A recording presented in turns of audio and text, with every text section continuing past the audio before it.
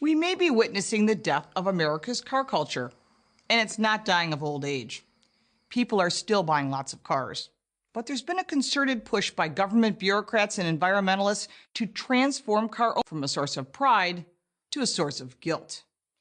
Ever since Henry Ford built the Model T, cars have been central to the American experience. That's because cars are more than just another way to get from point A to point B. They allow us to go wherever we want, whenever we want, with whomever we want. Think about it. With trains, planes, and buses, the routes are planned, and the schedule is timed. Only cars allow you to be spontaneous. When you get behind the wheel, you are in control. You are free.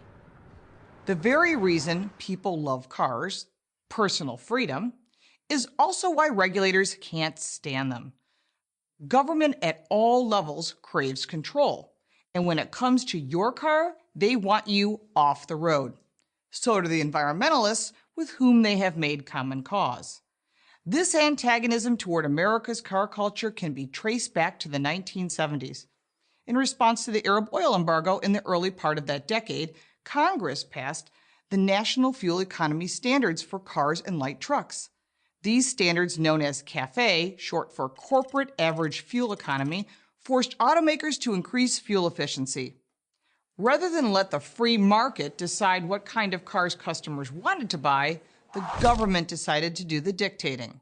Their regulations have cost car companies and consumers many billions of dollars. But in the last decade or so, the government's heavy hand has come down harder than ever.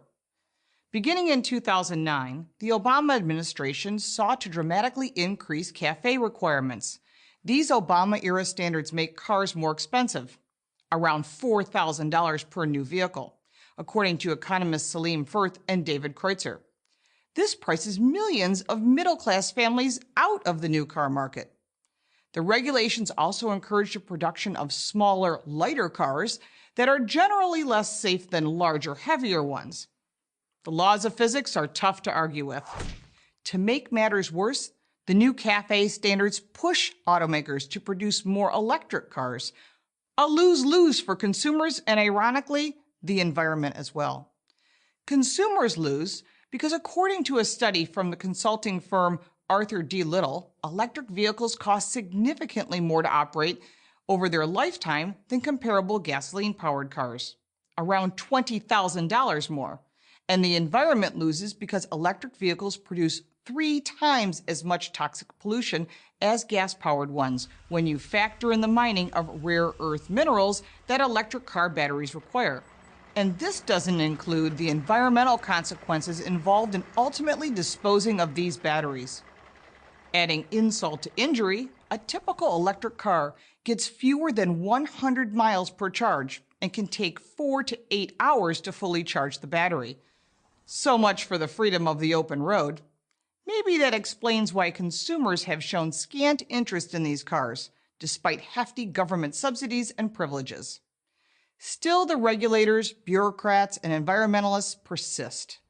Urban planners are adding bike lanes, reducing parking spots, and pouring billions into more public transportation, all to get people out of their cars. Former Boston Mayor Tom Menino once declared, "The car is no longer king," before banning all cars in a popular downtown shopping district. Arlington, Virginia, a suburb of D.C., actually encourages people to adopt a car-free diet and live in one of the county's urban villages. Seattle, meanwhile, plans to aggressively discourage driving by limiting parking spots, even though cars are an unavoidable part of work and life for most people, according to the Seattle Times. Time will tell if these regulations and strategies will work. Americans are explorers. We value our independence, and we've never been good at staying put or being told where to go and at what time. Maybe that's why, despite the government's best-laid plans, sales of trucks and SUVs are breaking records as low gasoline prices inspire people to drive more and buy bigger vehicles. Why shouldn't they? Personal car ownership is part of America's fabric. It brings people together and makes this big country of ours seem a little smaller and more free. America's car culture isn't dead yet. So as long as Americans still want to live in the land of the free, America's car culture will never die. I'm Lauren Fix for Prager University. Thank you for watching this video on America's car culture. To help keep our videos free, please consider making a donation to PragerU. Thank you. Hi, everybody. Dennis Prager here. And I'm going to go to Lauren Fix, the woman who is known as the automotive expert, the car coach, and she gives the latest Prager University course, and it is the war on cars. I am not a car nut in the sense of what model, etc., but I am a car nut.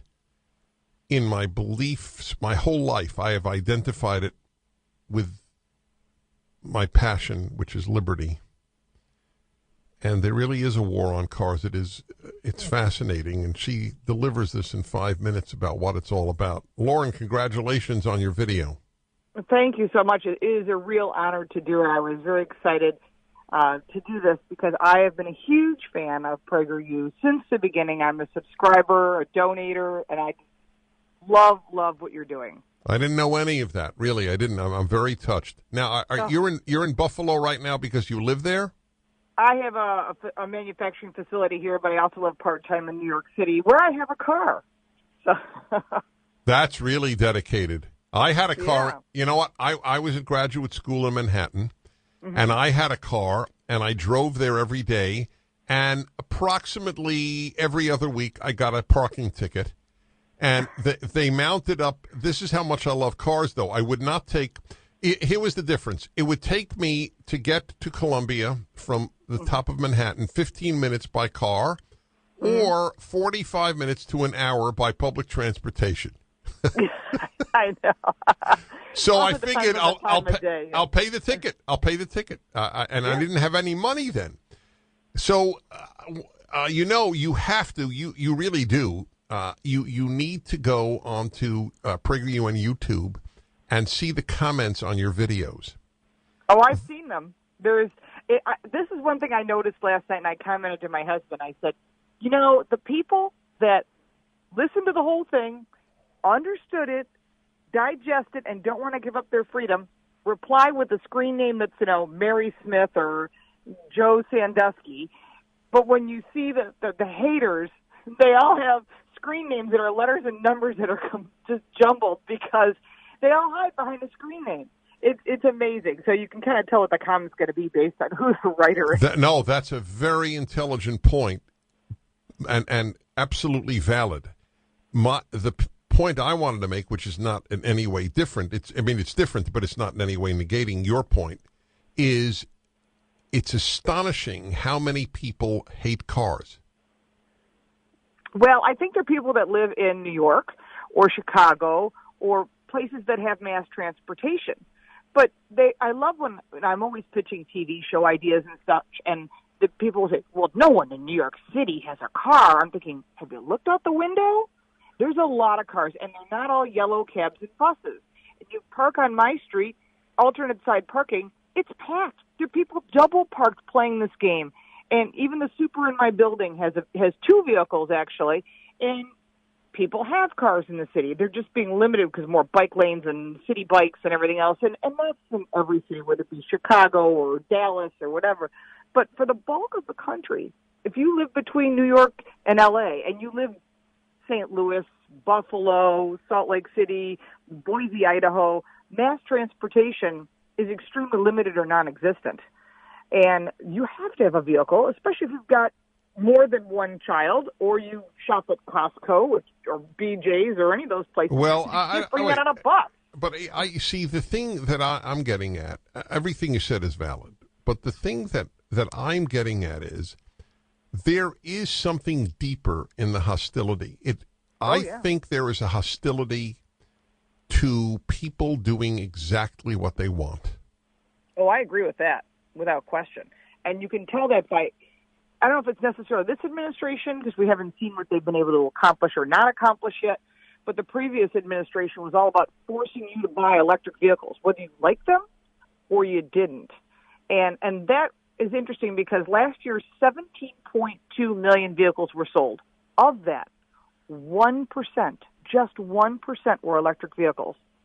And they're making it sound like everybody's buying them, only if there's an incentive and only if you're part of the 1% of the 1% who can afford it. Right. I think, though, their ideal is not even electric cars. Their ideal is to get you onto a train or a bus.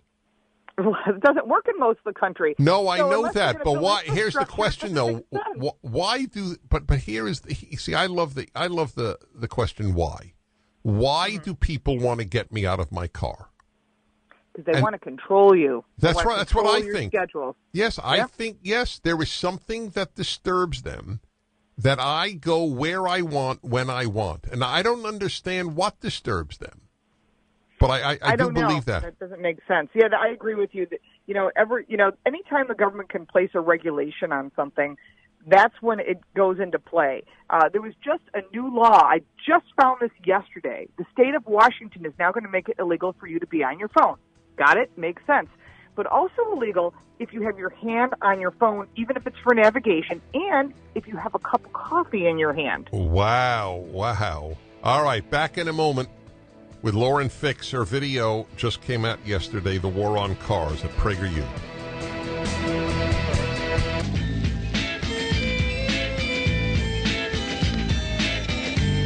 All right, everyone. Dennis Prager here.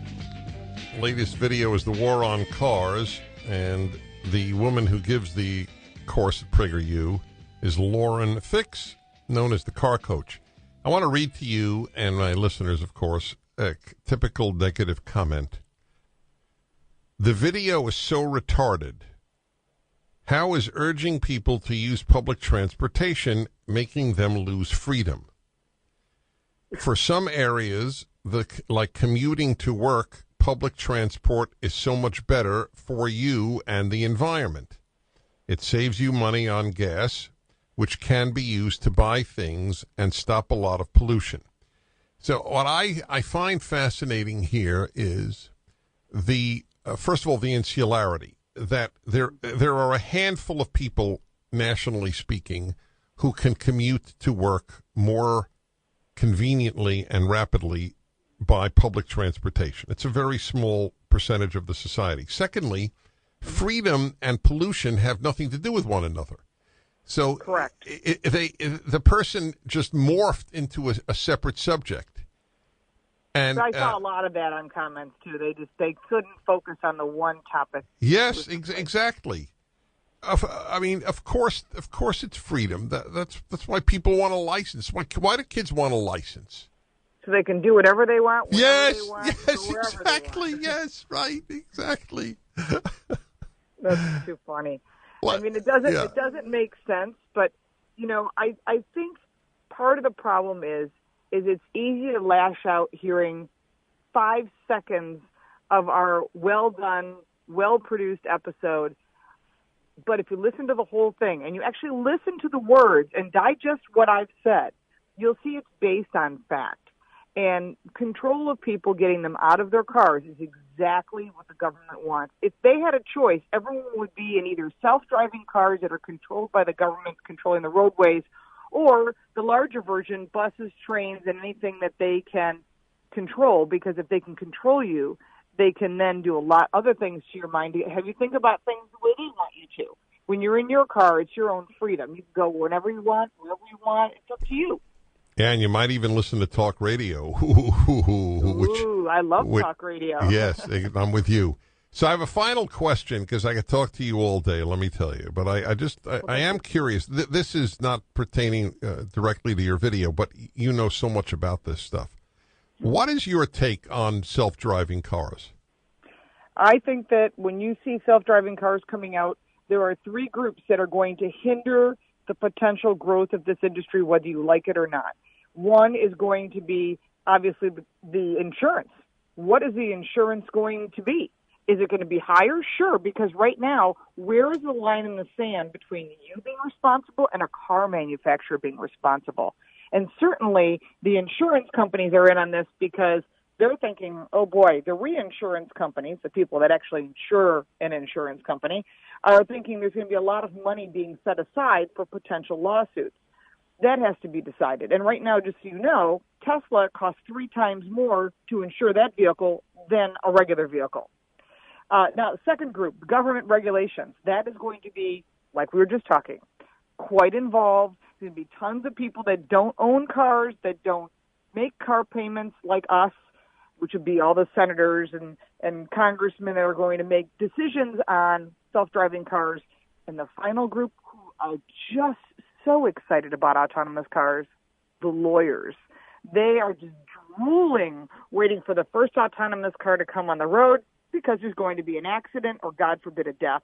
And those are the 3 major factors that are going to stop what they call level 5 full autonomous vehicles.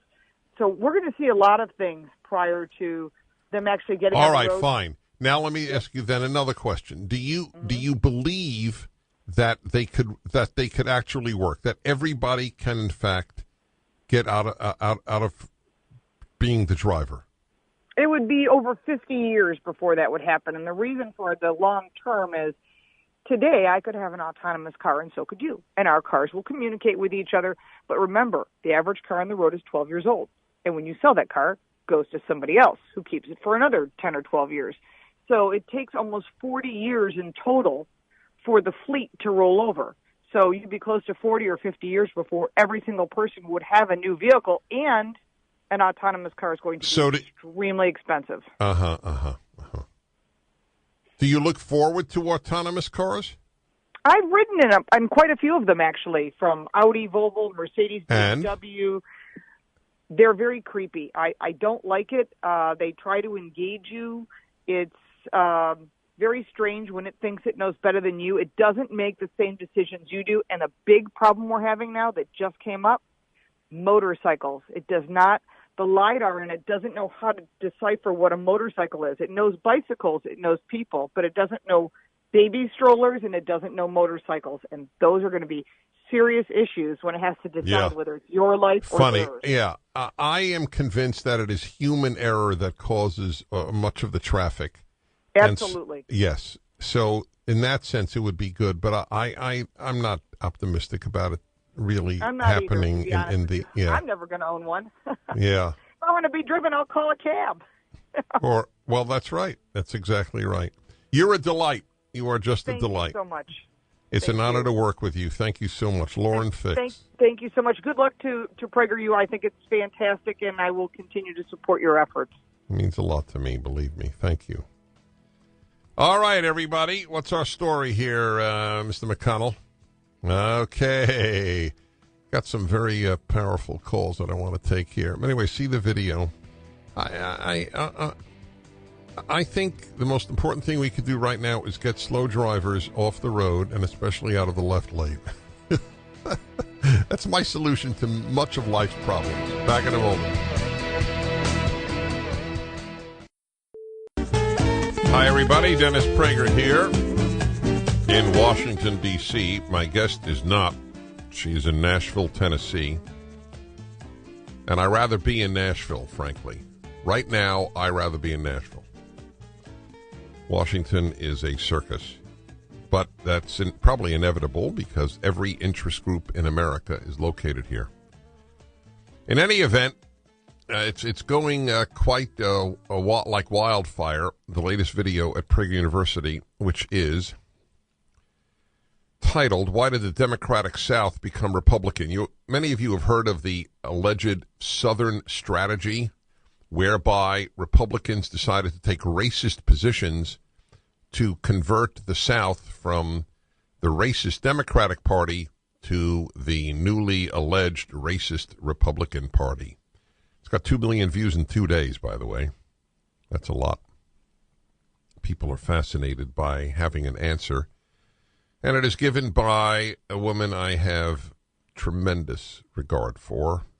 As a human being, as much, I might add, as a thinker. Carol Swain, professor of political science and law at Vanderbilt University.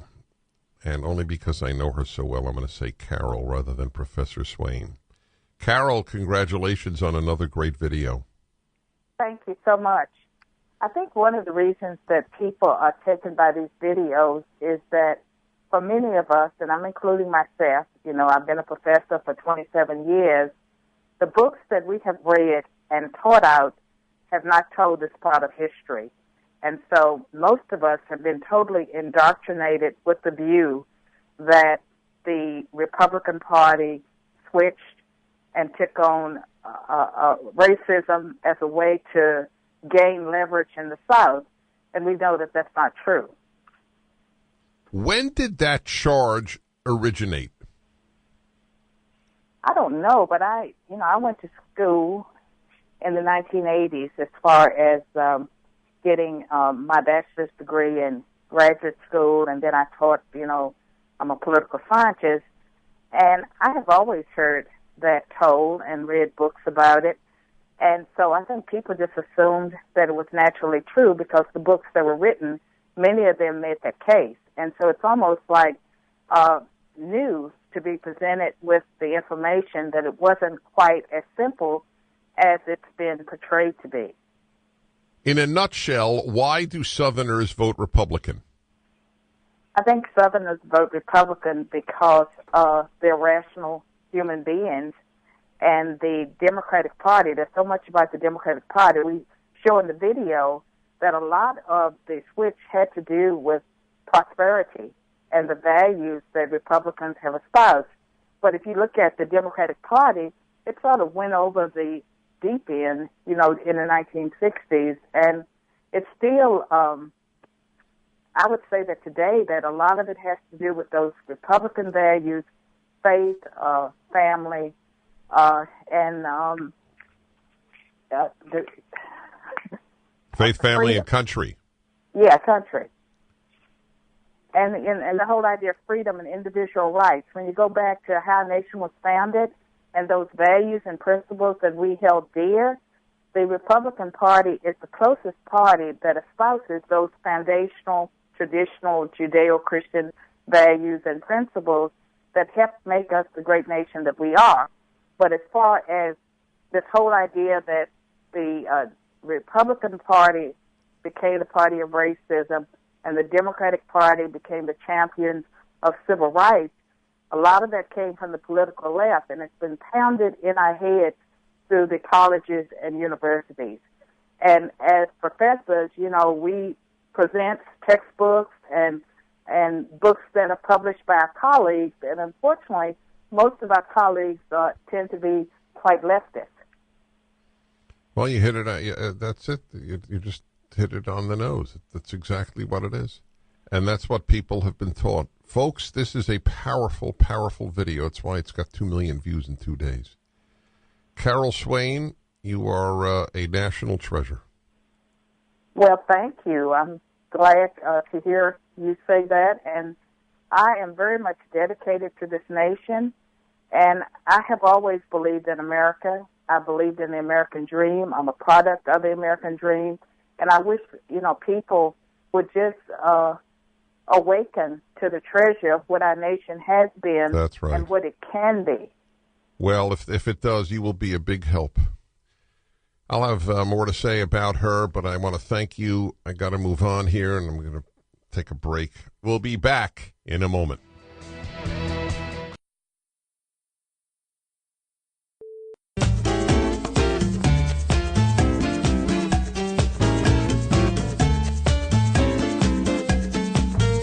Well, everybody, welcome back. Dennis Prager here. I'm going to try to get to some of your calls, and I thank you all for the good wishes on my birthday, and I appreciate it very much.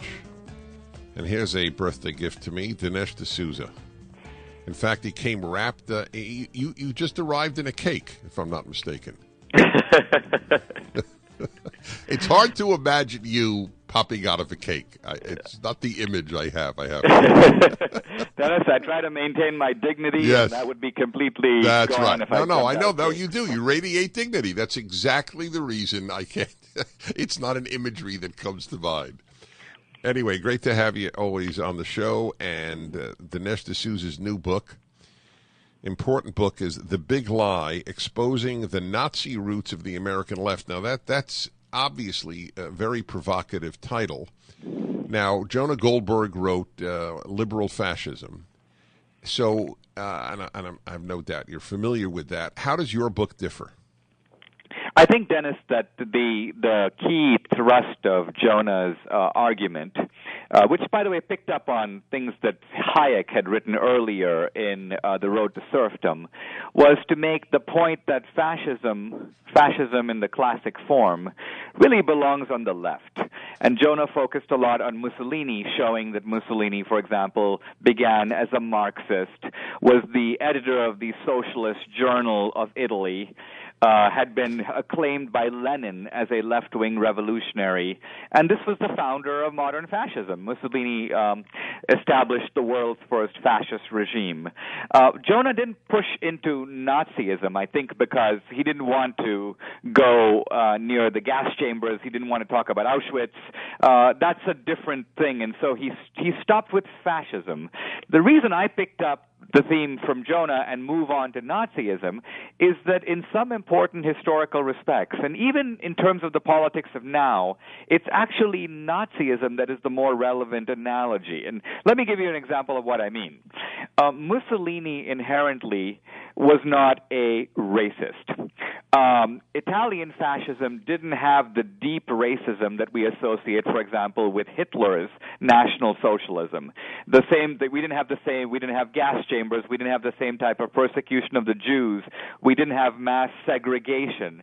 So ironically, there is a deeper analogy between the Democratic Party in America, its history of support for slavery, segregation, Jim Crow, the racial terrorism of the Ku Klux Klan.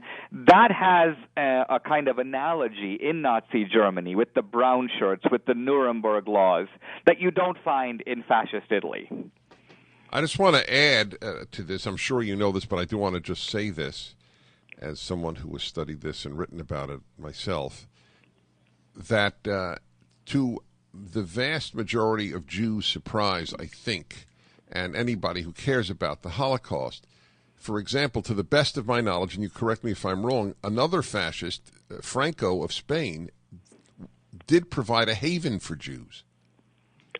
Well, that was, there's a little debate about whether Franco was, strictly speaking, a fascist. He certainly was an authoritarian. He certainly was a dictator. But interestingly, what you say about Franco is also true of Mussolini.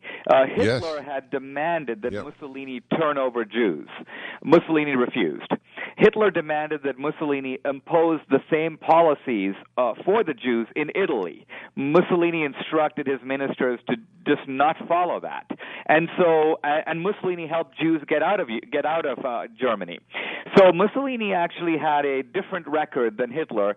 We're getting a little sidetracked. I think what I wanted to say simply was that Jonah, I think, laid important ground for this argument. You did well. No, it is important that people understand fascism and Nazism, despite the left's attempt to equate them, are not the same. Hitler almost never called himself a fascist. And if you read Mein Kampf, that term fascism almost never appears. And conversely, Mussolini would never allow himself to be equated with Hitler's National Socialism. All right, to embrace that label. Exposing the Nazi roots of the American left. Now we've talked about a little bit about the Nazism aspect. What is, by left, what do you mean? Well, by the left, I mean two things. One is the progressive movement of the early 20th century, the left wing of the progressive movement.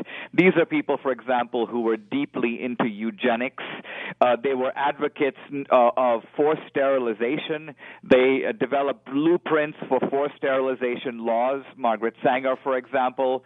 One of the California progressives was a champion of what he called lethal chambers to carry out euthanasia of the unwanted, the sick, the disabled, what were called imbeciles. Now, the point I'm trying to make is the Nazi eugenicists got a hold of this, and they ran with it. So that the Nazi sterilization laws of 1933 and then the Nazi euthanasia laws, which followed soon after, were, by the Nazis' own acknowledgement, modeled on the progressive schemes that had been developed in America on the left. Okay, all right, hold it there. I want to remind everybody I'm talking to Dinesh D'Souza. His new book is The Big Lie, Exposing the Nazi Roots of the American Left, and it is on DennisPrager.com.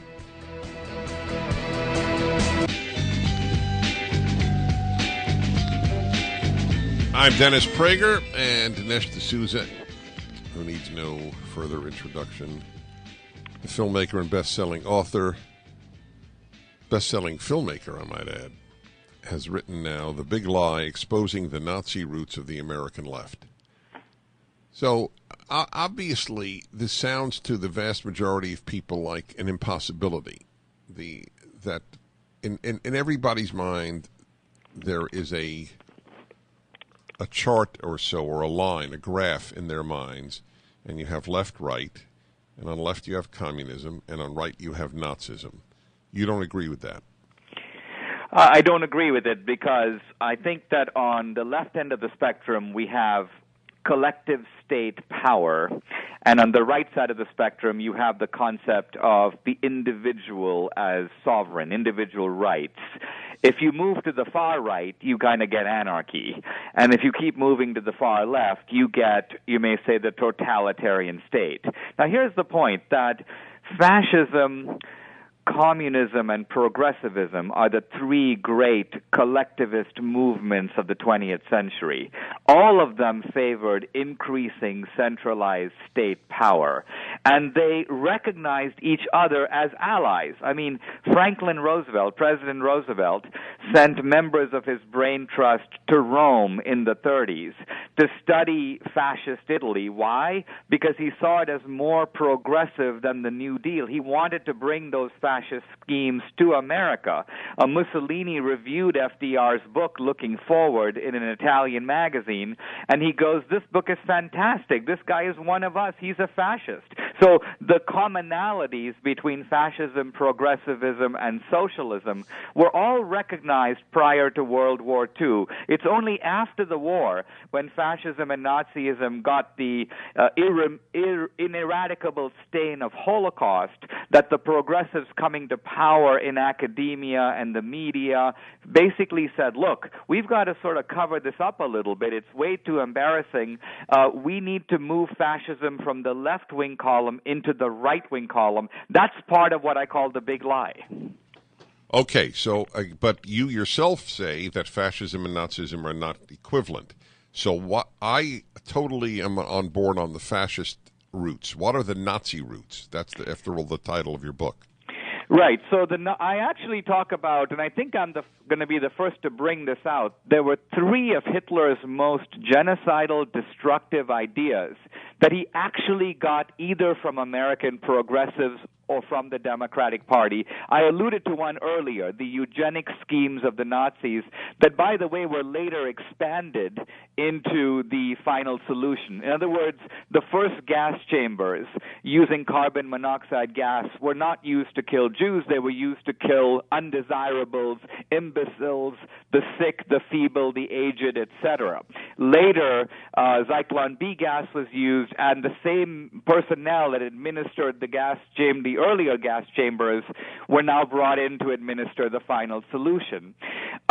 Hitler also got his idea for conquest in Europe from the Jacksonian Democrats. And here's what I mean. Hitler's sitting in Landsberg prison, and he's very frustrated because the British and the French have sort of colonized the world. There's not a whole lot left of Asia and Africa and South America to conquer. And then Hitler goes, but wait a minute, I don't have to do that. Let's remember that the Jacksonian Democrats flung the American Indians off their land, committed genocide against them, killed them, exterminated them, pushed them further west, and if any of them stayed, tried to enslave them. So Hitler goes, I don't have to go to India or to Africa. I can just throw the Poles, the Slavs, the Eastern Europeans, the Russians. I'll drive those people off their land. We'll resettle the land with German families. If any of them stay back, we'll enslave them. Here's the point I'm making. Hitler's not his appetite for conquest, because he had that already, but his specific Lebensraum scheme of conquering in Europe, that came directly from the Jacksonian Democrats, and Hitler says so himself. Well, I intend, and when I say this, I do it. I will be reading your book. It's that's a tough one for Americans to swallow, that Andrew Jackson is the precursor to the Nazis, but that's what you're saying. That's what I'm saying, and I'm saying that the evidence is in Mein Kampf. It's actually been written about by numerous prominent historians. Now, generally, they don't blame the Democrats. They try to put the blame on America, and this is part of the big lie. So, for example, there's a very important book by the Yale historian Timothy Snyder called Bloodlands, and he talks about how Hitler got the scheme from, but he focuses on Hitler got the scheme from America, when Hitler is a little more specific than that. The scheme wasn't some generic American scheme. This was a scheme implemented by the Democratic Party, which carried it out, the Trail of Tears. This was Jackson and his successors. So that's what Hitler was specifically referring to. And post-Jackson, what are the Nazi roots? And post-Jackson, what I'm saying is that when we look today, for example, at the way that you have these Antifa guys, for example, out on campus, they're wearing masks, they're wearing uniforms, they carry weapons. Their purpose is to shut down speech on campus, to intimidate, to terrorize. Now, clearly these are the modern-day equivalents of the black shirts and the brown shirts, with the main difference that the old fascists were proud to embrace the label, whereas these guys purport to be anti-fascists. And so anti-fascism is now, in a sense, the new fascism. That I do agree with. That I have to say. That's clear. So how is the book being received? Well, I think it's fair to say that the book is causing a sort of a stunned reaction on the left, because I'm pushing this out there. I'm giving a lot of specific detail to back it up, and there's no rebuttal coming my way yet. I think the left is regrouping on this one. They're going to come back with something. I have no doubt about it. But I'm essentially, look, I didn't pick this fight. As you know, the left had been playing the race card for a long time. I took that on in my earlier work. Since Trump's election, they've moved to the fascist card. All right, we'll hear about that in a moment. I'm Dennis Prager.